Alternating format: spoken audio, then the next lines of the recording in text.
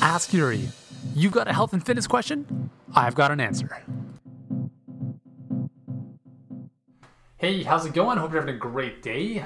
Monday, start of the new awesome week. I just realized that it's March break this week. I was getting Oscar ready to go to school, and then Amy muttered from the bedroom that it was March break, and so we didn't have to take him to school. Anyways, I was just in the Dominican last week celebrating my good friend Dave Ruel's wedding. It was really, really nice. I was down there for a couple of days just by myself because Luca doesn't have his birth certificate yet, which means that he doesn't have a passport yet. He's only 4 months old, so he can't travel.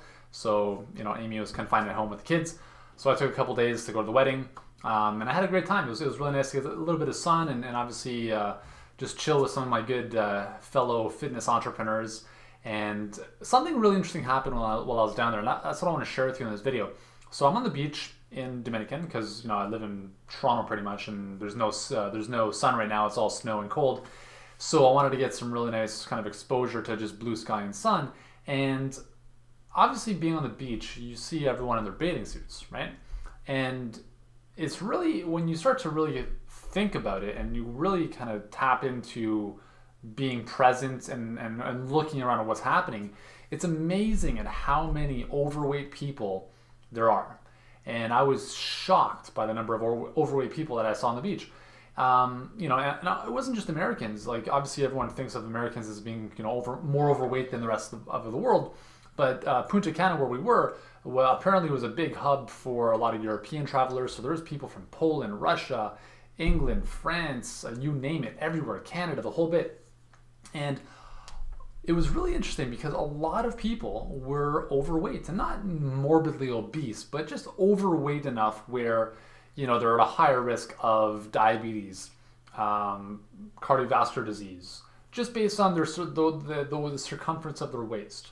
And so it was really shocking to see that, and kind of upsetting because, you know, you go down to those kind of destinations, they're all inclusive. You see everyone pounding back the sugary drinks like the pina coladas and the daiquiris, and then they're you know, lunch, breakfast, dinners, all you can eat pretty much. So there's no holding back. And a lot of people, I wonder actually if a lot of planes, in terms of having to do the weight and balance checks that they have to do, if planes were heavier on the way back from these destinations, because I would say on average, most people pick up 5 to 10 pounds just in all that food and drink. So it was a little bit sad to kind of experience that, but it was actually really eye-opening. And it got me to think about, okay, why is it that so many people are overweight? Why are we so fat?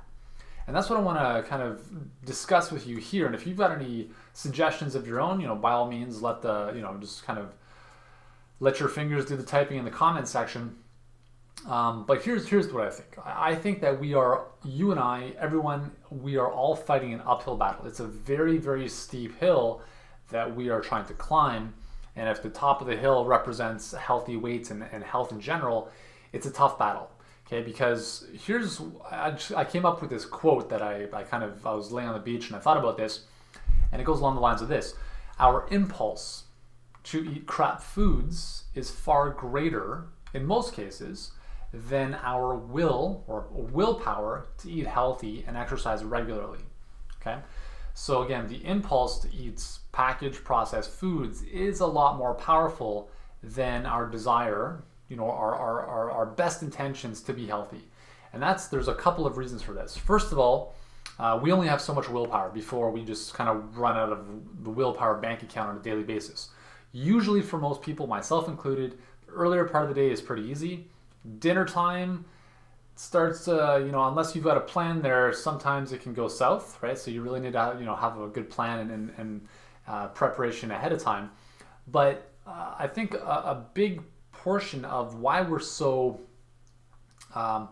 eager to jump on fast foods, convenience foods, is because we've been brought up with that. For most people, I mean, I myself included, I was brought up on packaged foods, microwave dinners, throw hot dogs on the stove, grilled cheese in the oven, really simple, quick things where I didn't have to think about anything. I don't even think I made a salad ever in my life up until in my early to mid 20s.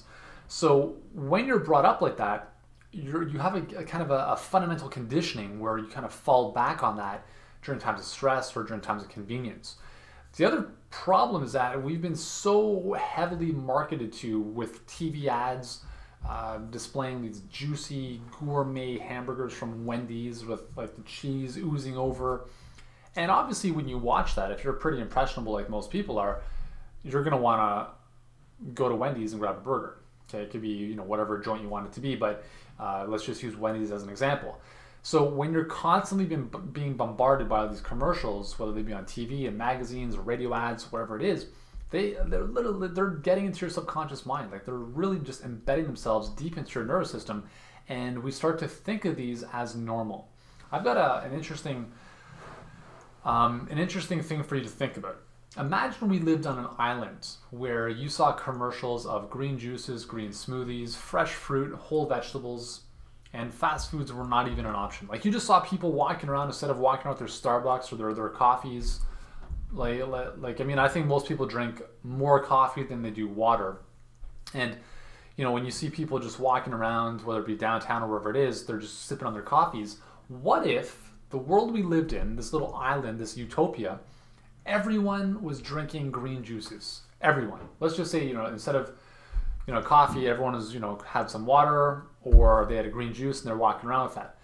You'd probably be more likely to drink a green juice in that case. That's just the nature of our environment. Our environment is always going to be more powerful than our willpower. Okay, so where you live, the people you surround yourself with, the images, the information that you surround yourself with is always going to trump your willpower. Always. Okay, time and time again. That's why if you move to a remote island and you had access to only coconuts, mangoes, I mean, that kind of stuff, you would only be eating that stuff. But if you move to an island where you are inundated with Oreo cookies and pizza and donuts and stuff, well, obviously that temptation is going to be there, and those are what you're going to have at your disposal. Okay, so your environment is very, very, very important. That's why I continue to say you always have to put yourself into an environment where you're surrounding yourself with the right people, with the right foods. If it's in your house, you have to get rid of the garbage. You have to get it out of the pantry, out of the kitchen, out of the fridge. If it's there, it's too easy to eat, especially if you see one of these commercials and then you're like, you know what, I've got a burger in the freezer, I'm going to whip it up on the Barbie and then throw all this garbage on top. Okay. The other thing is that, before I forget my points, I'm just going to, well, yeah, I forgot the other thing I was going to say about that. But essentially, we are living in an environment where it is more, it's more convenient. It's easier to eat poor, healthy foods than it is to eat healthy foods. And I think that's a big reason why so many of us are struggling to lose weight. Now, here's the other thing is that with respect to exercise, exercise only accounts for about 10%. 10% of the calories you burn on a daily basis.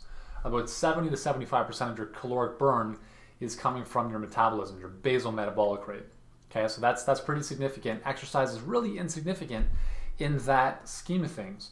So again, here comes the commercials where you see the lady in the office thinking about chocolate cake, and she's saying to herself, oh, I deserve a piece of chocolate cake because I worked out this morning. And this again perpetuates the nonsense and the belief that a lot of us have where we're going to go to the gym so that we burn X number of calories, which allows us to eat whatever we want afterwards.